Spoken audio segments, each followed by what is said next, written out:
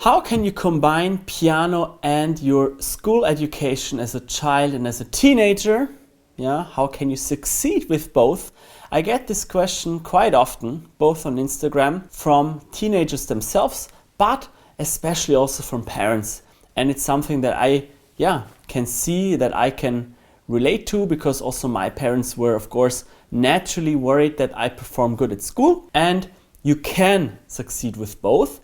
And in this video, I would like to cover how to do that. Right now, I'm in my studio in Berlin, but that was not always the case. Yeah, I was raised in Austria, and I'm from a small town called Dornbirn, where I also went to a normal school, and I was also part of the music school. At the age of around 10 or 12 years old, my talent became more obvious, and both my parents and my teachers started to support me. With the help of the director from my music school, I got introduced to Karl-Heinz Kämmerling at a masterclass, and he immediately invited me to come to Salzburg and study with him, which was a big thing. And we also had many workshops and masterclasses at that time, so I was traveling a lot. Nowadays you can do all of it, online, or let's say 80% of it. You should still meet your mentors at some point. So I was occupied a lot, and I was actually missing, I think, a third of my school time in the most busy years. And the question is, how could I succeed with that? I had a 1.1 final exam,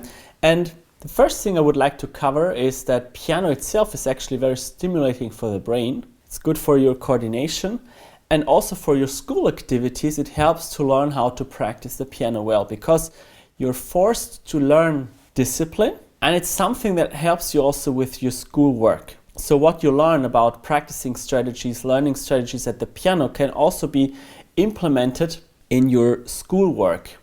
That is the first thing that most people don't see. And actually what is very interesting is that there have been many studies on children who play an instrument, and especially who play the piano.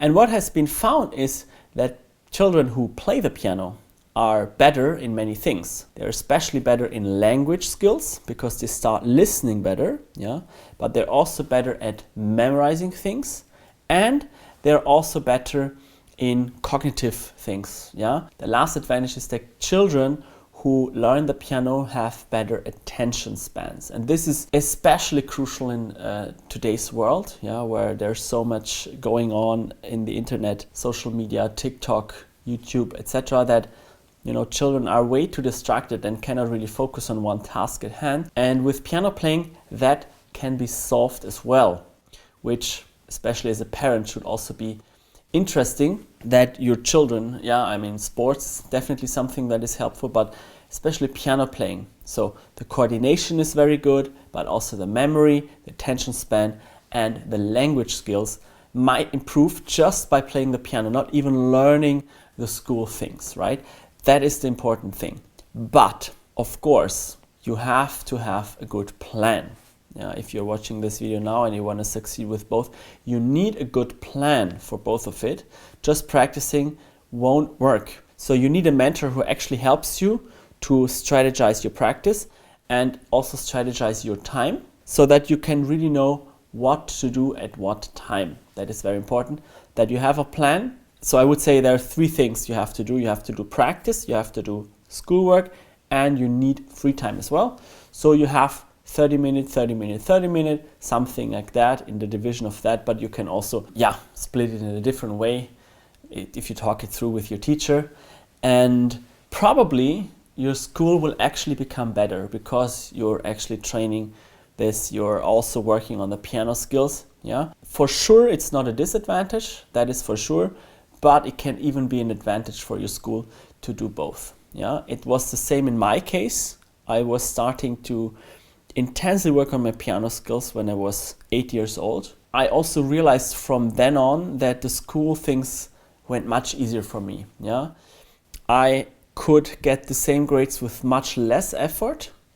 I was memorizing things faster, and I was also very good at listening to new input from the teachers, whereas other kids had problems sometimes, learning from listening, which is very often the case if you have a teacher in front of you. But it was easy and easy for me. And in my last year, I hardly learned anything, only in front of my exams, and I still succeeded with it.